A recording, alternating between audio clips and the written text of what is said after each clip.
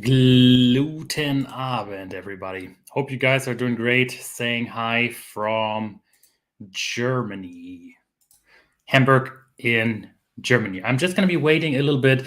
We have some exciting bread footage that we will be reviewing today. And this footage is from members of the Bread Code community. And I can't wait to have a look at all the footage. I didn't see it yet in detail. Another member put together some of the most amazing, average, and some of the worst. I hope you see what I did there, breads. To everybody who's watching this later, I'm going to be adding chapters to this video so that you can skip ahead to the parts that interest you the most. Where's everybody from? I'm just going to be waiting a little bit for more people to join. AW, welcome to the show. Nice to have you on board here. By the way, thank you so much for all the great comments you're sharing on Discord. It's always great to read what you have to say. And seriously, thank you for helping all the other people to make better bread. Very much appreciate it. Diane Wallace. Hi, Diane. Hope all is good. Based on your flag, I'm assuming you are from... Wait, is that actually the Great Britain or the England flag? The Great Britain flag, right? Roland, Gluten Abend. Nice to have you here too. Hope all is good. Hope all is good in Belgium. Tor Paulsen, Denmark, Copenhagen. Awesome city. I've only been there once. I definitely have to visit again. Seriously, I'm in love with all the Danish pastries. Moi, greetings. Moi Shar. I'm sorry if I didn't pronounce your name correctly. Moin, Jo E. Punkt. Der Doppel-Upsler aus Flensburg. So somebody from Flensburg. That's a town north of Germany. They do make excellent beer over there. In general, it's a really nice student city as well. Yeah, thank you for being on here.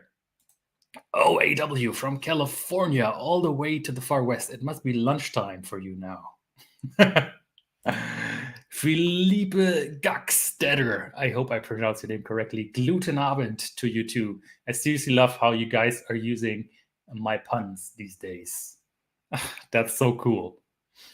Mieke, hoe gaat het met jou? That's probably the only thing I know in Dutch, except maybe a few swear words, which I should not say here on the show. Forever 95 music.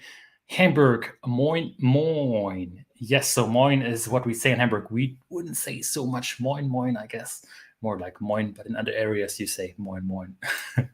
Matt Cook from Arizona in the United States. Been to Arizona before. I really loved it. Canada, Ontario, 60 centimeters of snow on Monday. Whoa, that's a lot of snow you got there. It barely snows here anymore. I remember when I was smaller, there was a lot of snow, but not so much anymore these days. So AW said he's from California, and I said it's lunchtime, close 11 a.m. John Udall.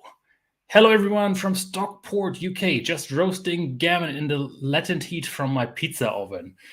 Oh yes, seriously, when I'm baking in my kitchen, oven full setting, it gets quite hot in there. But it's sometimes good because this means that my bread is fermenting a little bit faster. Arma Dragon. I love that name. That's a good name. Greetings from Poland. Cześć, I guess that's what you used to say hi. I also know Bigos. David Silverstein. Nice to meet you, David. Welcome to Northern California. Gluten Tag. Deborah. Hi, Deborah. Nice to have you on the show, too. Hi to Tenerife. Oh, that's a Canary Island in the middle of the Atlantic Ocean. I've been to Tenerife. It's one of the best places to visit in Europe, I think. It's just incredible. And a lot of movies have been shot up there. There's a national park with volcano.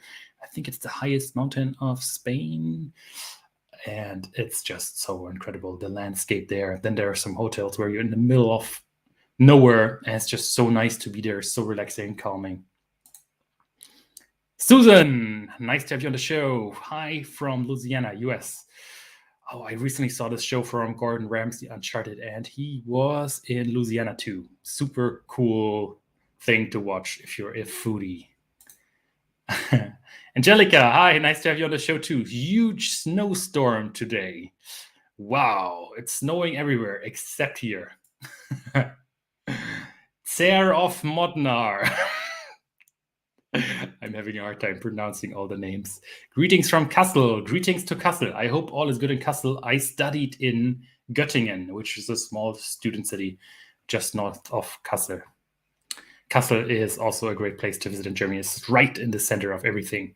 But Germany itself is very small.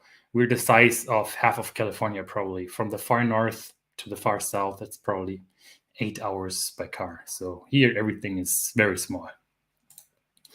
Arjan Janfar, hi from Winnipeg, Canada. We're in the -30s here. Love your content. Keep it up. Thank you so much. That truly means a lot. Highly appreciate it. Vasiliki, hallo aus Griechenland. Hi from Greece. Alex, number 6, hi from East London. And Yuri, we got Yuri here too. Almost neighbors. I studied in Marburg. Nice. Marburg is a beautiful city as well. I'm just going to be waiting 1 or 2 more minutes, and then we can start with some of the craziest breads. Matt Cook asks, because Matt is from Arizona, and he asked whether I visited the Proof Bakery. When I was there, which was 10 years ago, Proof didn't exist yet, and I was not so obsessed with bread yet. But now I would definitely do that when I'm coming back. Moi, I'm baking you 100% whole wheat sourdough every week. Thank you. I want to give you one tip while you're watching, one very good tip. First of all, whole wheat is great, but it's a little bit harder to bake whole wheat. You have to slightly adapt your technique. What I noticed is that with whole wheat, you tend to ferment relatively fast. And that's because the whole wheat flour contains a lot of enzymes that speed up the whole process. That's because the seed needs to sprout. And the enzymes are located more towards the hull part of the grain. So a whole wheat flour is going to ferment faster, which is something you need to know. When I stopped autolyzing with my whole wheat flour, my fermentation times were reduced, and suddenly my whole wheat bread became so much better. Of course, what you could always do is you could always get yourself a loaf pan and bake inside of a loaf pan. That would also definitely work. Oh, and there are also different types of whole wheat flour. So there are weak whole wheat flours, but there are also stronger whole wheat flours. So get yourself a very strong whole wheat flour, which is a flour which has a high gluten value. And then you can just, every white flour recipe, just replace the white flour with whole wheat and don't autolyse. Mix all together right away. And you will be surprised how much amazing bread you can make with whole wheat flour. Seriously, the taste of all the bran still inside, it's so good. The crumb won't be as open, but still you can get a relatively open crumb too from whole wheat bread. Wow, that was a long discourse on whole wheat. Thomas! Hi there, nice, cute profile picture. Thomas says, I don't know how to pronounce your name, Thomas Turk, I think. Yes, Joey Punkt. So many people from all around the world. That's what I love about our community that we have here. So many people from all the different places all around the globe, all talking about sourdough, all share this one goal to make the perfect bread at home. And I think that's super, super, super amazing. That's also one of the reasons why I'm not running this channel in German. I wanted to do it in English right away because I wanted to share my knowledge with everybody around the world and not just the Germans. We Germans are crazy about bread, but I figured let's teach everybody, let's enable everybody, wherever that person lives, to bake great bread at home. And also, it's always very important for me that everybody can do it without buying a lot of expensive tools. So you can get started right away. And actually, side note, I'm going to be revamping my sourdough starter tutorial soon, and also my sourdough bread tutorial. So things are going to get even a little bit easier, because also I have learned a lot over the past 2 years. So it's time to revise that a little bit. And I'm hoping that even more people are going to start making delicious bread at home. Because even if your bread is a failure, and that's also a theme for today, we will see some failures doing the Austin Powers thing. Your giant laser. Even if the bread is a failure, every homemade bread is always a big win. So please keep that in mind. It's going to be fun. It's going to be crazy, but still, every homemade bread is a victory. Theo, hello from Holland. Hi, Theo. Nice to have you here too. Alex says, my croissant flour has 16% protein. It's insanely tasty as well. That's good. I've not baked so much with croissant yet. I definitely need to try it. Hi, I'm becoming a member. I learned so much from you. I feel that I need to show my gratitude. Oh, thank you so much. That's really highly appreciated. So if you guys want to support this channel, there's actually tomorrow, I'm going to announce it at the end of this video as well. There's going to be a big live stream tomorrow evening. If I manage it on time, I need to check tomorrow, where I will be announcing a few really cool things that are going to be upcoming for this community. And I'm so excited to share it with you. I'm not going to announce it today. I will be announcing all the details tomorrow. And it's going to enable you to make even better bread. And it's something that's going to be accessible to everybody. That's always very important for me. That's how I started this channel. I was publishing my recipes on a website called GitHub. It's a website for software developers. And I was using this website because it's an open source website. For engineers, the best software always has open source components, or maybe the best software is even open source. I don't want to go too much into detail. I published my recipes and everybody was able to read and use my recipes. And that's very important to me, because I really want that I want to enable people to start eating better bread, because I think right now we are in a tricky situation everywhere. The bread you buy in the stores isn't so good anymore. We need to change that. And yeah, so you guys are all making this possible. And also everybody who helps to comment on the videos, that's so highly appreciated as well. You helping other people, helping them, enabling them, giving them tips, that really makes this great, the Bread Code community. And we launched this Discord server a couple of, I think almost half a year ago. And it's just a forum, pretty much. It's a chat software.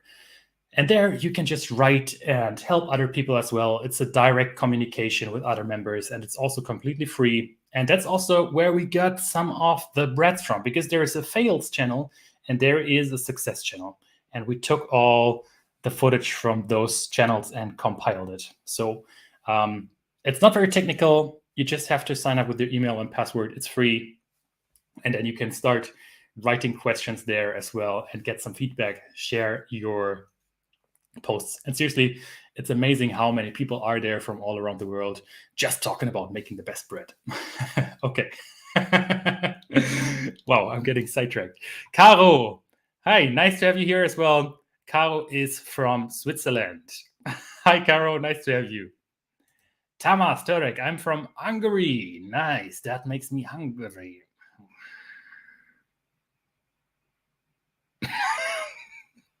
That was so bad.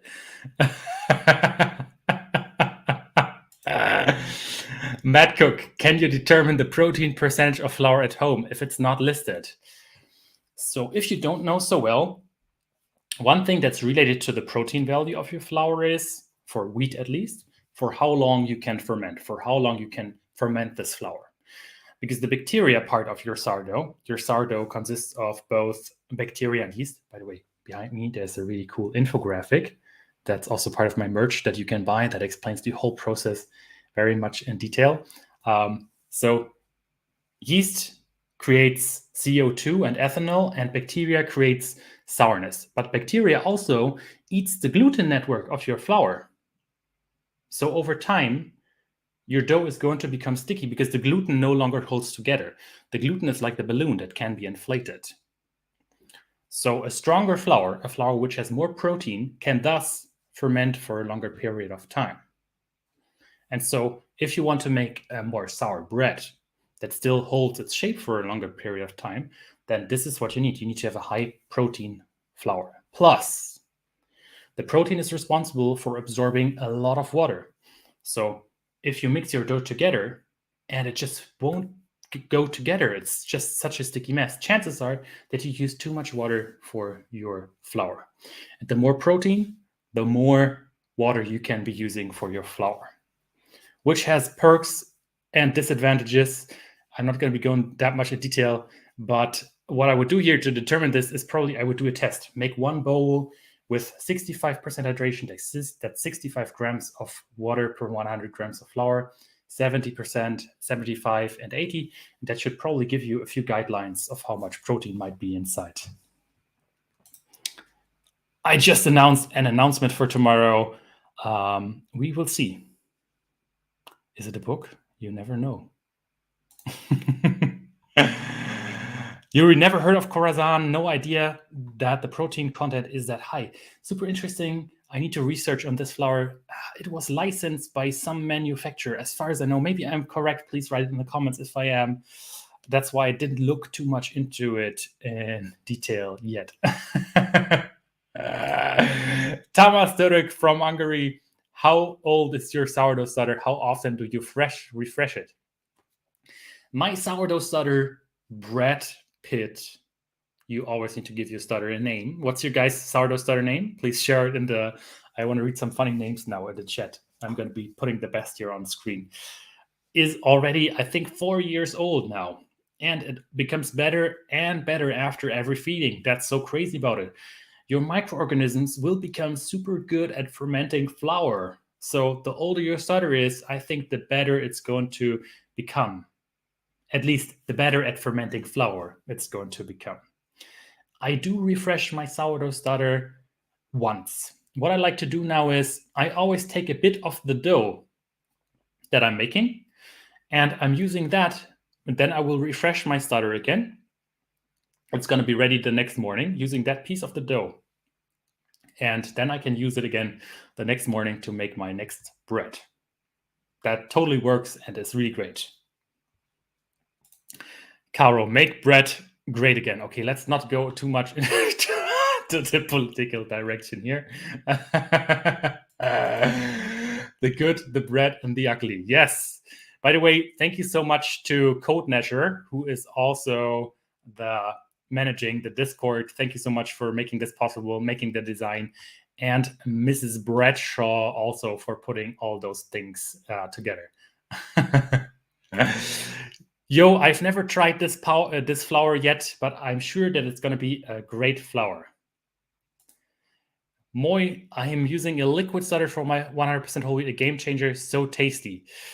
Yes, I have a few videos on this, and I think one of my most underrated videos on this channel was a video on where I was comparing a stiff starter with a liquid starter and a regular one. It involved some balloons that were inflating, and it was so eye-opening just to see, by changing the amount of water of your sourdough starter, how the flavor of your bread and how the properties of your starter are going to change. Super interesting. If you have a very liquid starter, you'll have a lot of dairy notes, like yogurt almost, but it's no yogurt. It just tastes like yogurt. And then when you go to the stiff side, suddenly you have much more yeast activity. It's totally mind-blowing. So if more yeast activity, you can bake with very bad flour, the worst flour that you can find. I even tried it, and I made excellent bread just by using a stiff sourdough starter. So cool. So if you're new to baking, this is also going to be, spoiler, part of my new recipe that I will release. It's going to be using a stiff starter, because for people who don't have so great flour, this is going to be a game changer. Yuri, I love your content because you give these kind of in-depth answers. Thank you so much. Thank you very, very much. To me, it's always essential to understand why I have to do something. Maybe that's the engineer in me, I don't know. But if I don't know why I have to do something, I can't handle it. I can't handle recipes where you just get a list of steps, but you don't know why you have to do something. I always need to dive deep. This is my worst weakness, but also my best strength. So I get into tunnel mode very quickly, if that makes sense. Or maybe there was a German translation. I don't know. I have to coil fold my dough now. Yes, Mika, please coil fold your dough. Very important. So I was asking on some funny starter names, and Tor just wrote no name. That's actually a good one. Roland. My sourdough, Petronella. That's a great one too. Moy. My starter's name is Tribble. I'm such a Star Trek geek. That's super cool. David Silverstein. My name is Dax. So the German Aktienindex, but also the badger, the animal. Deborah, my starter is called Blob, and he's 3 now. Blob is a really good name for a starter, I gotta say. Danielle, mine is called Mrs. Bradshaw. That's so Danielle is also from Discord, and she helped actually on putting this presentation together. Then we have Barry. Potentine is my sourdough. So cool. Another message from Nicholas. Hey, Jimi Hendrick, with which ratio do you feed your starter when you feed it for maintenance and for baking? I always feed it with the same ratio. It's always a ratio of typically around 1 to 5 to 5. So the water amount depends a little bit on what sort of starter I'm making. And now this is going to be mind-blowing to you guys. Why 1 to 5? Why this ratio? How much sourdough starter are you using to make a bread in percent based on the flour?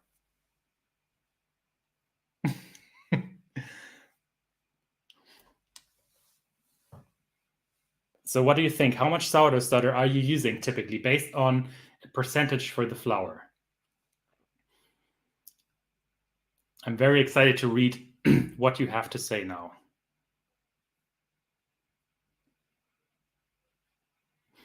Questions coming in. 70%. That's a lot. So Moy is writing 70% sourdough starter for rye.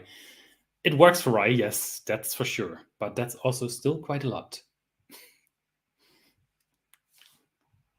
1 to 4. Caro, yes. 20%. And now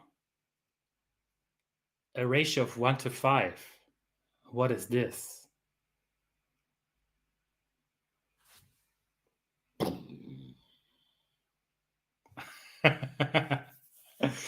So when you're making a dough, you're also using always something around 10%, 20% of sourdough starter. That's for 100 grams of flour using 10 grams of sourdough starter or 20 grams of sourdough starter.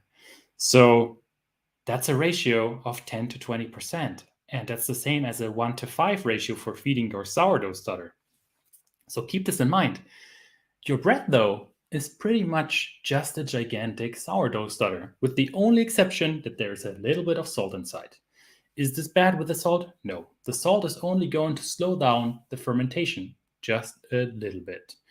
But actually, I was thinking probably I should also feed salt to my sourdough starter all the time, because, I mean, later on, he's going to be thrown into this big puddle of flour, water, and salt. And if my starter never experienced salt, imagine what kind of strange experience that is. So my starter should also be trained in the same environment of my actual bread dough. So to answer the question for feeding, I like to use a 1 to 5 ratio. That's my default ratio that I'm always using. La Bottega Toscana, hi. Nice to have you here on the live stream. What was the main difference of the dough with the Bernardi baker machine? So I was testing a nice, very nice bread making machine, a dough kneader. It used 2 arms. So this one really simulated the stretch and fold movements. And there I was making a dough. I was actually making a dough for my micro bakery project. There's going to be an update tomorrow as well in my live stream. And I was making exactly the same dough. So it was exactly the same dough. I've mostly been always just making this one particular dough because before trying something else, I want to make this perfect, if that makes sense. Nancy Peterson, after 18 months baking sourdough and learning so much from you, Food Geek and Maurizio, slap and fold for mixing and salt and levain has been a game changer. I don't hear much talk about this. Thank you so much, first of all, for the nice words. Highly appreciate it. I'm a very simple person when it comes to kneading my dough. I also need to say that I'm a very lazy person. I don't like to knead so much. So slapping and fold always sounds a little bit too rough on the dough. And that's why I'm just doing a very slow, very gentle kneading, which is easy for my muscles. So I don't think you have to slap and fold necessarily. When I'm kneading by hand, I'm mostly just homogenizing everything together, which is around 5 minutes of work. Then I wait another 15. I hope that's okay. I always say 15 or 50, people never know. So 5 minutes. And then I take my dough, put it on the counter, and just do a little bit of stretching the dough, folding it over. I call this bench kneading for another 5 minutes. I wait another 5 minutes. I test the dough again, see if it's good. If it's good, it's good. Else, I do another set. And if you do stretch and folds during the fermentation stage, you can add additional dough strength as well. So if you don't need as much at the start, work the dough a little bit more while it's bulk fermenting. Both works. The disadvantage of the bulk fermentation mixing is that you will remove a little bit of gas whenever you touch the dough. So the dough is not going to be as fluffy, if that makes sense. Matthew. Hi, Matthew. Nice to have you on the show. Is it okay to use bread flour for daily feeds for the starter? I've been told all-purpose flour is best for the starter. Every flour works, to answer this question. When you set up a sourdough starter dough, the best flour to use is a whole flour, whole wheat or whole rye. It contains a lot of natural microorganisms. But for feeding, everything is going to work. I like to just have a tiny bit of whole wheat in the mix, just a tiny bit, which gives additional nutrients to your microorganisms. Because imagine you make your starter with whole wheat and suddenly there's no whole wheat anymore. It's like switching from KFC to, no, that's a bad example, but I guess you get what I'm trying to say. Moishar, I also love your experience. Would you consider experiment with oat? I have not experimented so much with oat. I like to use oat for covering my doughs, but that would be a super fun idea. When working with oat, I would definitely recommend you to just use a loaf pan. You can make sourdough bread with all gluten-free flours too. Just use a loaf pan. I wouldn't want to use any additives to simulate the gluten, which you normally have. I would just go basic, make a nice bread using a loaf pan. Rena Shklovsky. I use 155 the night before for water. I'm able to use more water now that I'm using 14% protein flour. Yes, that's a very good comment. That's exactly what we were talking about. 14% protein flour, that helps a lot. And you can also ferment longer. You can make a more fluffy dough in the end.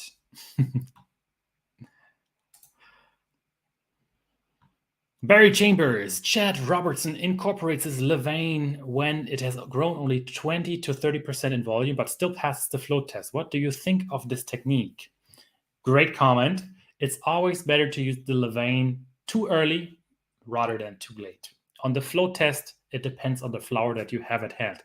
With some flour, the float test will work. With other flours, it won't work. Generally speaking, use your levain earlier rather than too late. Because at peak performance, you always have a balance between yeast and bacteria. The longer you wait, at the start, you have this level of yeast activity and this level of bacterial activity. And then over the time, this is going to change. And at some point, you'll have more bacterial activity than yeast activity.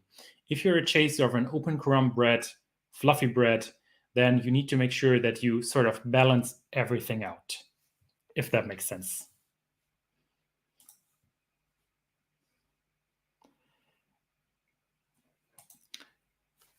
Have you ever baked sourdough in toaster oven, much smaller than traditional ovens? Yes, I actually, in my second flat, when I was living in Düsseldorf, I had to commute to Düsseldorf for years. I had only a very small oven, and I actually was able to fit a Dutch oven inside. If you can, that's great. If not, I just recently published a video on making a bread in a pan. Seriously, I love that bread. If that's an option for you, it's so simple to make. You can make it with every flour there is.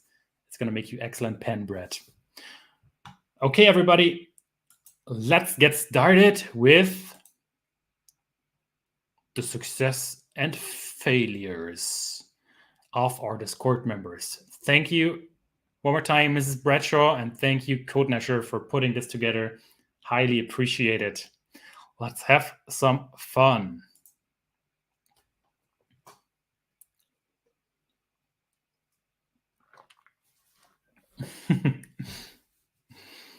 Aren't you excited? Xande Horo.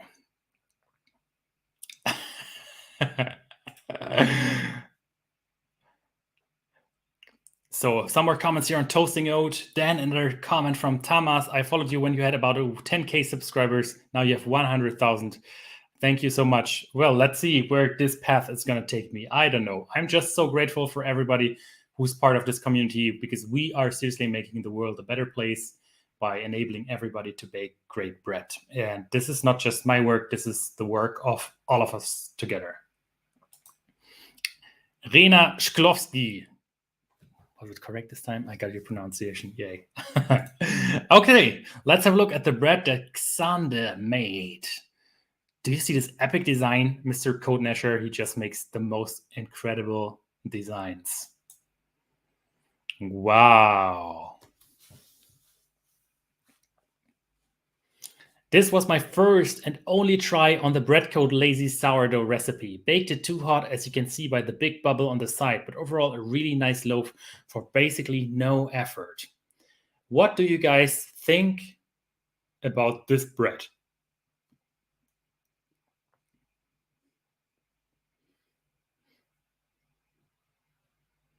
I think this looks amazing, doesn't it? Look at this crumb structure. It's so nice and airy. Looks fluffy. Super, super, super good, I think. Well done. And I think there's also a really good comment here, which I see many people doing wrong, because some recipes always suggest you to use a too high temperature setting for your oven. Here, Thomas is saying it's dope, Xande. So, butter thief. Pretty good. And yes, I totally agree. I think this bread is great. And you even found the mistake yourself. You baked too hot. And what's going to happen is you'll have a crust that forms. The bread tries to expand. It can't anymore because you already have the crust. And then the pockets of air are going to converge into very large pockets, which you can see here on the top left side. So yeah, that happens when you bake too hot. So don't bake too hot. Let me actually check if I have a... Oh, look at this. So 450 degrees Fahrenheit, 230 degrees Celsius, that seems to be the sweet spot temperature for me. That's the temperature at which you should be baking. If you use a different temperature setting, you better know what you're doing. Trout Junkie is saying the bottom is burned. Place it on 5 layers of aluminium foil. Yeah, it's a little bit burnt. I agree. This, of course, is also personal preference, what you like, right? So to me, this would be okay, but I have other family members who just don't like a bread that's too burnt. Totally true. How does it taste? It's great looking. Some people love the dark at the bottom. Totally agree. Yes, Rena, totally agree here. Steam, yep. Steam, but also there is a limit to steam. Generally, the more steam, the merrier, but you can also over steam your bread. I was testing this in several crazy several crazy experiments. I actually still have a picture of that experiment. So I was testing using an apple with different thermometers to find out the best temperature. And then I was plotting different temperatures with different steaming techniques. That was super, super interesting. And too long didn't watch pretty much. Yeah, just don't bake too hot. And also, if you use an ice cube, don't use a fat ice cube like I did. Just use small ice cubes if you want to steam. But you don't have to. You don't have to use that. In my upcoming video, I'm going to be explaining that a little bit more in detail as well. Erika Hammer could have named the stream The Gut, the Bread, and the Hungry. Thank you so much also for the gift. Highly appreciated. Thank you very much. And yes, the gut, the good, the bread, and the hungry. Yes, actually. I'm going to forward this to Code Nasher to see what he has to say. Thank you so much. Highly appreciated, Erika. Okay. After watching a lot of Proof's videos, I baked my breads darker than before and they turned out better than ever before. So true. I think this is what many people are doing wrong. Of course, this is also personal preference, but each color, I was chatting with Matthew James Duffy on this channel, aka the Sourdough Professor. And he told me every different color gives you a unique flavor. So if you go a little bit darker, you'll have more flavor profiles inside of your bread. You'll have coffee notes. You'll have cocoa notes. It's really, really, really, really, really good. My trick for protecting the bottom is putting a cooking tray under the dough midway. That's a great technique too that you can do. So Xander, thank you so much for the submission. Thank you for submitting this on our Discord server. Highly appreciated. Overall, I think everybody here loved the bread. Well done. Keep baking. You seem to know what you're doing. Okay, I'm excited to see this next bread. Do you use the hack of turning the oven off for the first 20 minutes or so? I've not tried this hack, but I'm sure that it's also going to work based on this setting with baking not too hot. Sune, also known as the Food Geek, has a video on this topic. Super interesting. Check that out on his channel. Okay, next one from Feeding Julie Mao. Ooh, that's a deep name. Who knows where this name is coming from? Julie Mao. It's from one of my favorite series, which is a little geeky. I think only geeks are gonna like it because I suggested it to my parents and some other friends. Okay, I don't have so many, but a couple of them, and they all didn't like it so much. But I really like it. It's called my TH game, the Expanse. The Expanse. Yes, Susan got it. The Expanse. Nice. Okay, let's have a look. Whoa, look at this. What do you think about this bread? Sesame sourdough pumpkin. Sesame sourdough pumpkin. That's crazy. And just look at how she nicely scored this bread here. That looks so good. Seriously, I would buy this bread instantly. Imagine you could buy this on a farmer's market somewhere, a bread looking like this. I think this is some cinnamon maybe. That looks so, so good. Alexandra, hey, mine was the first bread reviewed. Alexandra, hi, nice to have you here too on the live stream. The community gave you excellent feedback on your bread. So good job. Susan, love it. Here, this bread by Feeding Julie Mao. I think this is a really, really great bread too. It looks very nice. I wish I would have the artsy hands to do something like this. Thor is saying you have many internet friends. Yes, that's true. So I think, I don't know what to say. This bread looks so good. I wish I could make a bread like this. It's looking so artsy. Maybe next time in autumn or so. The next bread by Tomike from Discord. Are you excited? Trout Junkie looks better than proof bread pumpkins on their videos. Wow, that's a big compliment. Looking better than proof's breads. Seriously, they look better than mine all the time. But saying this about this bread, I can go back one more time. Seriously, feeding Julie Mao, well done. It's amazing. AW, very pretty pumpkin here. So the crowd is with you on this bread. Let's check out the next one from Tomika.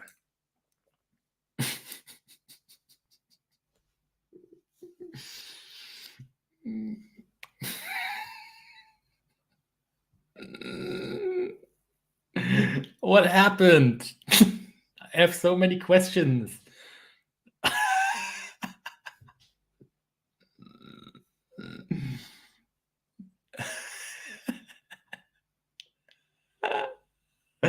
What happened with this bread?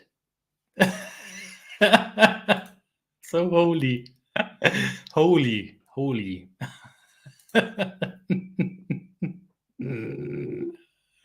It's a monster. Under the meter. You can melt cheese inside of it.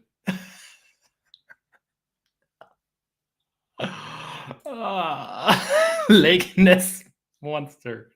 You guys are too awesome. Tomika, what happened here? It can be used in a Star Wars movie set, flying X-wing through it. Yes, this could be the Death Star, where you drop the bomb inside of it.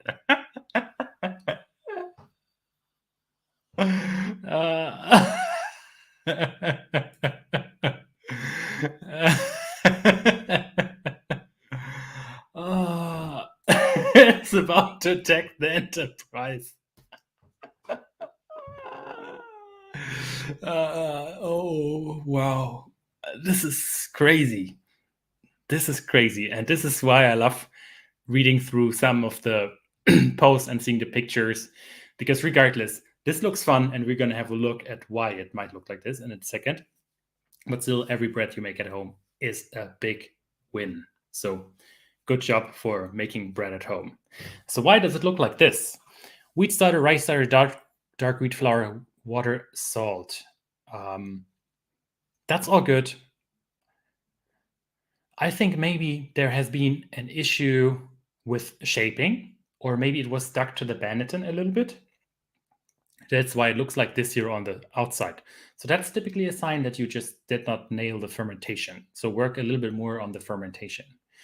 And those large pockets here of air, also more towards the top, just like on the bread that we saw before from Alexandre, could be a sign that you bake too hot. And yes, 250 degrees with oven with steam, that could be the problem. The bread tries to expand, it can't, and then all the pockets of air are going to collapse into gigantic jabbas.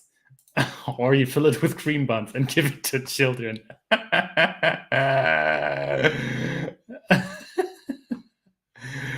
I like it. Looks like Carlsbad Caverns. Yeah. That's a hot oven too. Yes. So so maybe here, Tomika, I would lower the temperature, and the fermentation game needs to be a little bit improved. Maria, hola to Spain. Nice to have you here on the channel as well. Thank you so much for the nice words. Truly means a lot. Okay, next bread from Captain Nemo. Ooh, look at this beauty. 85% white flour, 15% whole wheat, around 80% hydration, 10 hours auto lease in the fridge, 6 hours bulk fermentation at room temperature. What do you guys think about this bread by Captain Nemo? What's your feedback?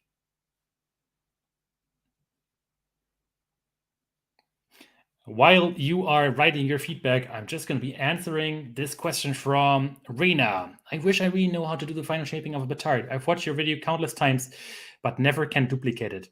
Regardless, the bread is always tasty. Rena, my next video is going to include this one more time. It's hard. It takes some time. I never could get it right too at the start. I recommend you, if you have issues with shaping, just to practice the shaping early on. Instead of kneading the dough, practice shaping it while it's still very, very sticky. It's such a good exercise. Or you could just make your regular dough, divide it into smaller chunks, and try to make bread rolls out of the dough. It's going to make you amazing bread rolls too. And you learn to shape because you can just shape them as batards. So you might have 8 times the practice. AW sexy. That's a dark crumb for 15% whole wheat. Yes, I think so too. This crumb is looking very, very, very dark. I wonder why. It looks more like 30 or 40% whole wheat to me. But then it's also very, very nice and open. It looks super, super fluffy. I would so very much love to take a slice of this bread and just eat it. I think, Captain Nemo, you nailed it. Well done. Must be a whole wheat starter. Very good point too. That could also be the case. That was a whole wheat starter introducing even more whole wheat into the bread. It looks amazing, seriously. Rena, you are welcome. Rye. Also practice shaping at a bit lower hydration while getting used to it. Also a great tip for practicing shaping. 85% white flour, 15% whole wheat, as far as I can say, based on the recipe. But it looks relatively dark indeed. But imagine just a bread like this with this color, all the flavor you get from taking a slice must be very, very, very, very delicious. Well done, Captain Nemo. Thank you so much for the submission. So if you want to have your bread reviewed as well, not on this stream, but in the future, just join our free Discord server. There's a channel called Fails and Successes where you can share your bread with the community. And I'm also checking from time to time, and I'm happy to give you some feedback too directly on the bread that you have made. It's a really nice community with more than, I think, 1,000 users now, always geeking out about bread. Bastardine, not Bastardine. Bastardine the Bastian. Let's see what's... I'm already seeing a strange looking preview here. I'm very curious to see what's going to happen. Are you ready for the next bread? Okay, I'm scared to press. I'm scared to press next slide. What's gonna await us here?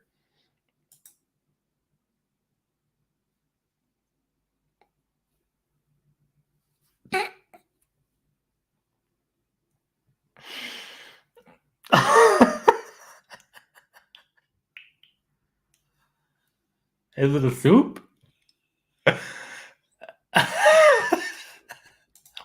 What is this? What happened?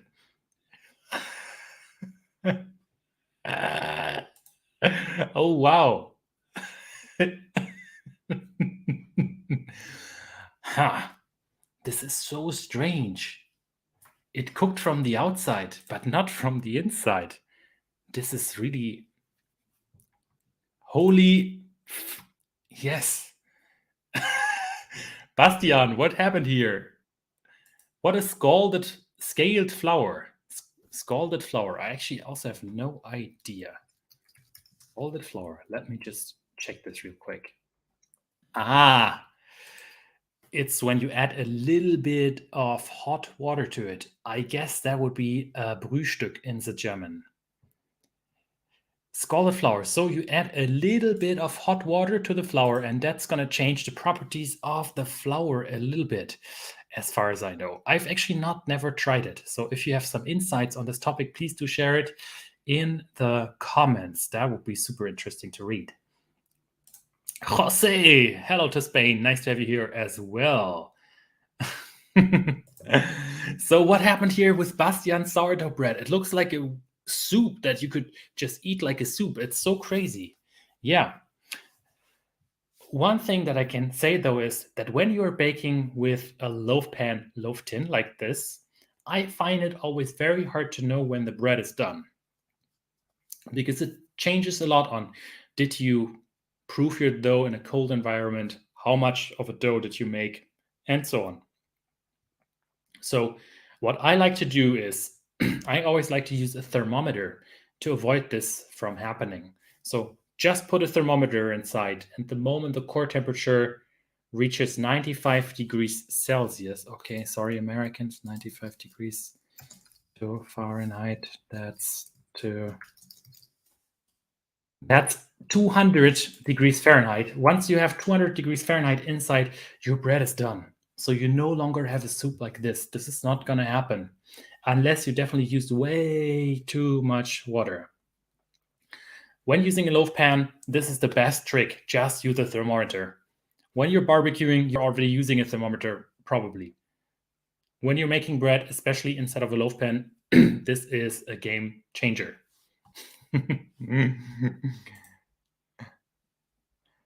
Yes, so true.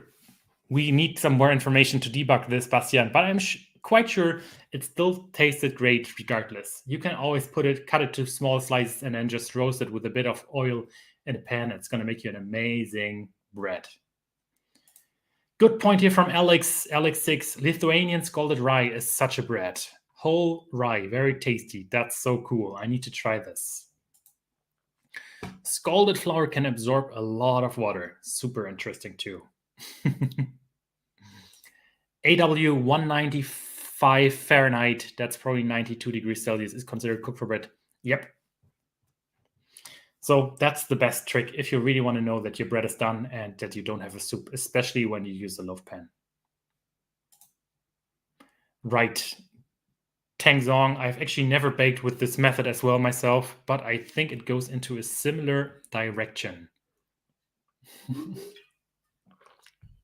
So Bastian, thank you so much for this submission.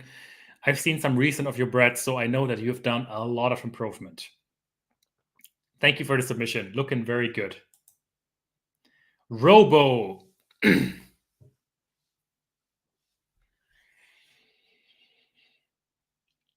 What's going to happen here? I'm just seeing the preview. Robo 6.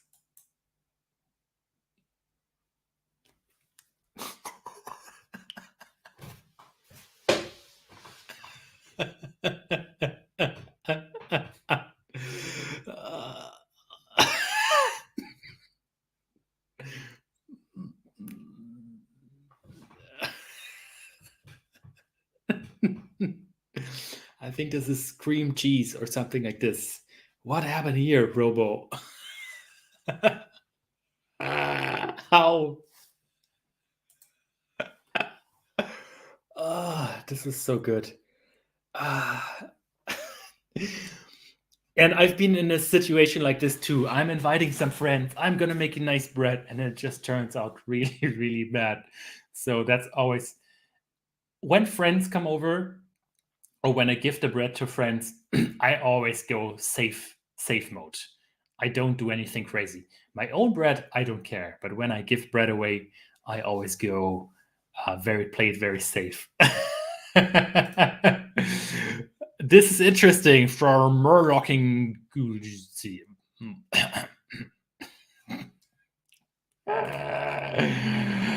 You can empty the barf and eat the other part. Yes, true. You could just empty this, bake it again. That would be double baked. Maybe it's like double fried fries or triple fried fries, 3 times baked. That would be a worthy experiment too. Triple baked. What would happen? What the heck is that? AW, wow, that's impressive. And then Alex6, it's a common bread. Like a common bear, but a bread. Yes, it melts like this. Could it be because the dough was too cold when baked?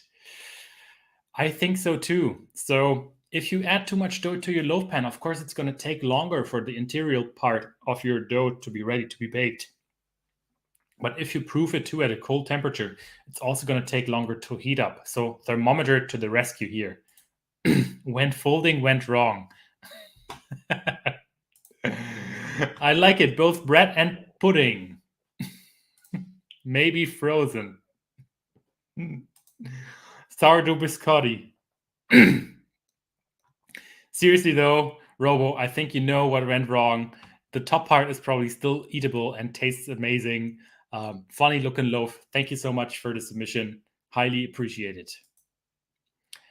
Now we have number 7, Karo Mitsu.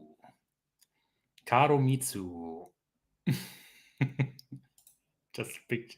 This reminds me of a billionaire, but filled with hummus. Yes. I would fill it and bake it again. Oh, I'm sorry here. The feedback isn't the best one on this one. But surely it tasted great too. But now let's chat about number 7 from Karo. Karo Mitsu. Oh, I'm so hungry now. So the specs: 80% white flour, 20% dark wheat flour, 72% hydration, stiff starter, 6 hours bulk fermentation, overnight cold proof, Dutch oven preheated to 250 Celsius, baked 20 minutes at 230, lid off, sesame seeds as non-stick solution. Super, super, super smart, Caro. I think this bread is looking amazing. Let's see what the community has to say. I agree. Sesame seeds just play so well with sourdough, especially if they are roasted just a little bit. I love sesame seeds. Oh, that's a cool idea, just to seed the bottom. Agreed. I think this is a great idea, Caro, and I don't know what else to say. This bread is just perfect. This is a recipe book picture. This bread could be on the cover of a book. It just looks so perfect. You have a nice ear here, nice expansion. Also shows that you nicely scored. You had a swift movement here. You didn't tore the dough. Oven spring, a few blisters, fermentation on point. So I don't make a bread like this every time. So this is really, really good. Well done. So great feedback here also from the community for you, Caro. Well done. Suhand. Let's check what Suhand has made. Baguettes and batards. 80% all-purpose flour, 20% whole wheat, 75% hydration. Around 20% starter, 2% salt, bulk 6 hours at 24, and then cold in the fridge. Bagels, 56% hydration, boiled in water with a touch of honey, some baking soda, 15 seconds per side, topped with sesame immediately after boiling. Nice. I think they look great. I think maybe it's looking like there might have been a little bit of rice flour here on top, and then some spritzing. These days, I no longer use rice flour. My new tutorial is also not going to include that. Bagels look nice too. When you want to make bagels, just make a relatively stiff dough. It's going to make things so much easier for you. Breads also look nice, I think. The baguettes, maybe not so nicely shaped yet. I think that could be improved a little bit. What do the others have to say? So, Moi, sesame and sunflower seeds are made for 100% rye. The aroma, agreed. It just plays so nicely with rye. Barry Chambers, looks great. Flax seeds will work on the bottom as well. Will stand up to more heat on the previous bread. So flax seeds as a sesame seeds replacement. Great idea too. Danielle, do the seeds help prevent burning at the bottom? Yes, they will definitely do, but ultimately they will also get burned, of course. On the current bread, Suhand, They all look good. Nicely done. I think so too. They look really nice. I would eat all of them. Never made bagels seems fun. I only made bagels once, and it was a great experience. We would also then remove the inner part of the bagels and put them in the oven and bake them again with some cheese inside. Oh, that was so good. Such a flavor explosion.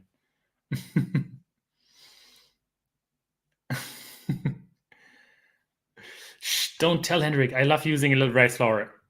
Yes, we had a discussion on this topic before, I think. I'm not so much of a rice flour fan anymore these days, but there are exceptions. When you, for instance, want to make a very beautiful scoring pattern, then rice flour is what you want to use. All right. Good job here, Suhant. Let's look at the next one from Nancy Ann.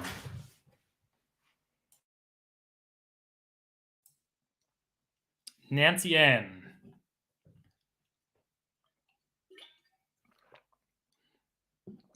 So, Nancy Ann.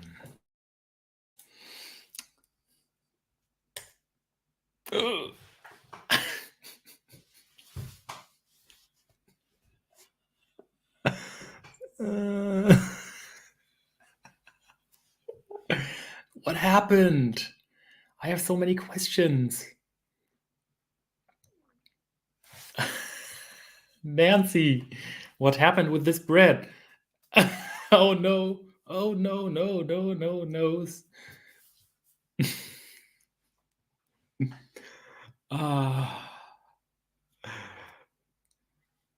So, first of all, Nancy loves salt.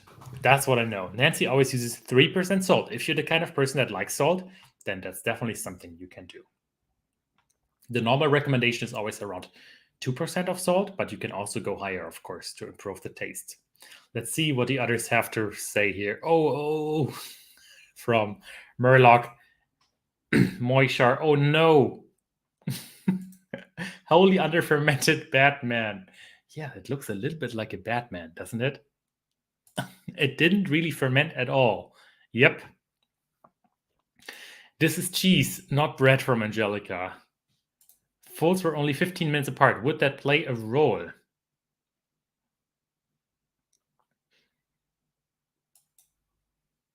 If birds eat this bread, they can. No. Oh, bye. Oh. I wonder how much percent of starter did she use?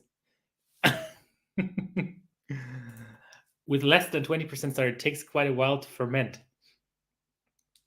So this bread is definitely not fermented at all. And I've seen this sometimes happening, that for some reason, after you feed your starter, it just won't go active. But the next time you feed it, it's active again. Sometimes this can happen. So the secret to avoid this is master the fermentation. Look for signs on your starter. Do you see some nice pockets of air on your starter jar? Or do you see bubbles if you're using a liquid starter? Use your nose to smell the sourdough starter. Those are all the signs, the indicators that you can use to determine whether your sourdough starter is ready or not. And I think 8 hours of a bulk fermentation in summertime should be enough. Even in winter times, 8 hours can be a little bit much. For me, it's around 10 hours, but it's also quite cold in my kitchen. So this dough didn't ferment at all, and that's what happens then. Sometimes people are saying, I have a gummy crumb. This is what I would say, that's a gummy crumb. But also if you go high in hydration, then at some point also your crumb is going to be a little bit more gummy, but not this. It's still open, but it just has a different texture to it. I don't know, unfortunately, Barry, what was the percentage of stutter on this bread? That would be interesting to know. In summertime, I always use 10% stutter. I mix everything together right away for my bread. I don't do any auto releases anymore. Altogether, 10% of stutter in summer times when it's warmer. In winter times, I go for 20% of stutter. In both cases, I always end up at around 8 to 10 hours of bulk fermentation. So depending on how warm it is, I would either use more or use less sourdough starter. This is a keeper from Fran F, because it will remind you that your bread can only get better. Yes, you should become a motivational coach.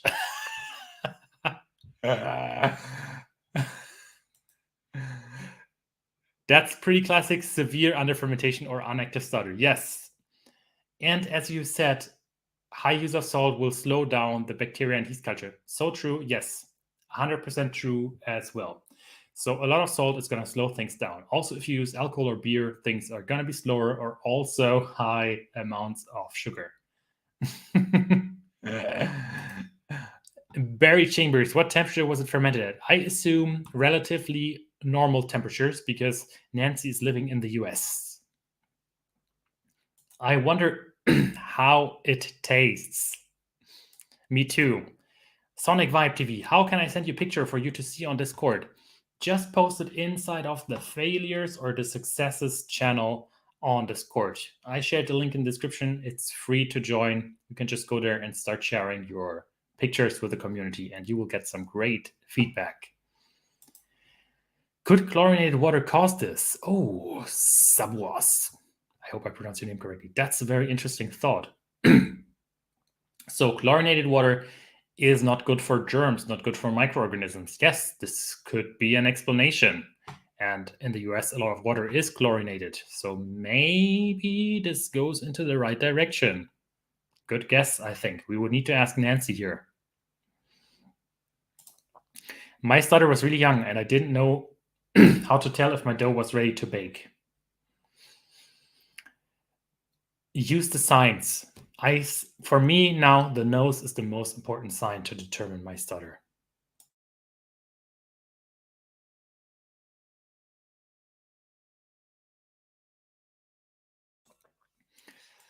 Too many coil folds. Nope. This shouldn't happen from too many coil folds. You would only have a relatively evened out crumb, but not here. This is not the problem. Also, I'm not sure how to pronounce your name.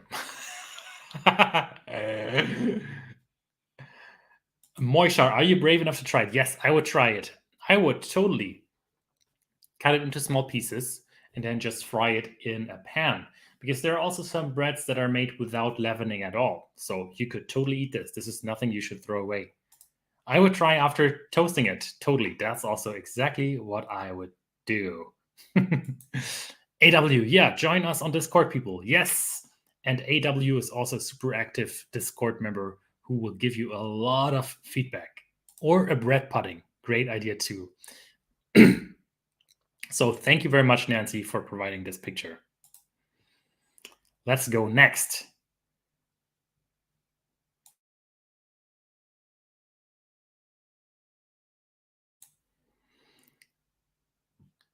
Great post here. Great comment from John. In the US, water is often treated with chloramines, not chloramine. Chloramine doesn't off gas. I'm not exactly sure what you mean, but maybe you could explain it. That seems like you know what you're saying. All right, number 10 by Elise. Elise, how would you say this in English? Alice? Elise? Sorry for my German pronunciation. Elise. 325 grams of bread flour. Wow, looks really nice. Well done, Elise. So some bread flour, some whole wheat, seed fiber mix added to it as well, 85% hydration, plus some added gluten, machine bulk fermented overnight, shaped and proofed for 3.5 hours, no coil folds, baked in a Dutch oven. Looking great. What do you think about this bread from Elise? Share your thoughts. Nice final shapes. Looking good here, Elise. I think so too. You added some additional gluten inside. This is interesting, I think, because what happens is the more gluten you add, the tighter also the dough, or the more the dough holds together, the more glue you have.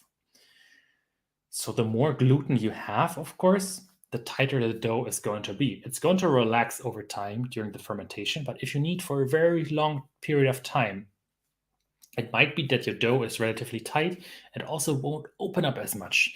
And maybe this is something that happened here based on the crumb structure, because it looks fermented on point, but it looks relatively tight. Maybe that's because of the gluten that you have added.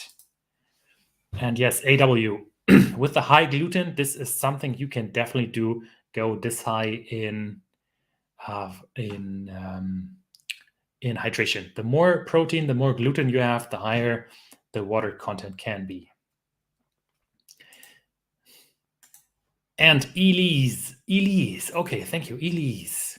Thank you. Now I know how to pronounce it, Elise. Close crumb for so much white bread, but I like it like that. It looks a bit dense, but that's how I like my bread. Yep, I think it looks great. It's a great bread. Well done. Is the point of higher hydration gives you more of an open crumb, so why add additional gluten? Not only the crumb, also the texture. The texture becomes a little bit more moist, a little bit softer. I like this kind of high hydration texture. Additional gluten, yes. I know that some people like to make a keto bread where they also add additional gluten. But yeah, if you have a weak flour, you can always add additional gluten, and then you can also go higher in hydration. That totally works. I meant it looks lower than 85%. I agree. I think that's because of the added gluten here in this mix. Nom nom nom nom nom nom nom nom nom nom. David P. Glutenabend. Hi, David. Welcome to the show. Moishar. So adding gluten will make for a closed crumb. It depends. If you ferment for a longer period of time and your gluten has time to relax, and also parts of it is going to be eaten by your microorganisms, the crumb is going to open up again. But you might have to ferment for a very long period of time to actually get there. Even crumb from Zahin. Yes, I think so too. It looks quite even, but that's also the way how I like my crumbs. I don't like them too crazily wild. So great bread, Elise. Thank you so much. Yeah, so thank you so much, everybody, for all the great submissions. This has been a lot of fun. I hope you learned something new from watching this. And tomorrow, there is going to be another live stream with a few crazy, exciting updates that I will be sharing. So some more big announcements are going to be coming. It's not going to be as long. Probably around the same time, maybe a little bit earlier tomorrow. I can't wait to share it with all of you. Thank you, everybody who submitted bread. Thank you also, everybody who is on Discord, which is linked in the description. It's free to join. You can share your pictures in the fails and successes section. And yeah, thank you, everybody, for the great comments you give to the other bakers. Together, we are making this world a better place by enabling everybody to make great bread at home. And that's so, so cool. And I'm really excited that I can be part of this gluten movement. You can, of course, rewatch this. It's going to be live on the channel. I will also be adding a couple of chapters so you can skip ahead to the parts that interest you the most. I hope you guys had fun. I'm sending greetings from Germany. It's a good night time now. I'm going to go to bed. We Germans like to go to bed early. And yeah, chat soon with everybody. Thank you so much. It has been fun. See you. Bye-bye. Oh, and yes, Barry, those who submitted pictures of bread were brave. Yes, totally. Thank you so much for all the people who submitted. Every bread that is made at home is a great bread. So there were no failures. All of them were great. Some a little bit more great than the others, but all of them were great. See you. Bye.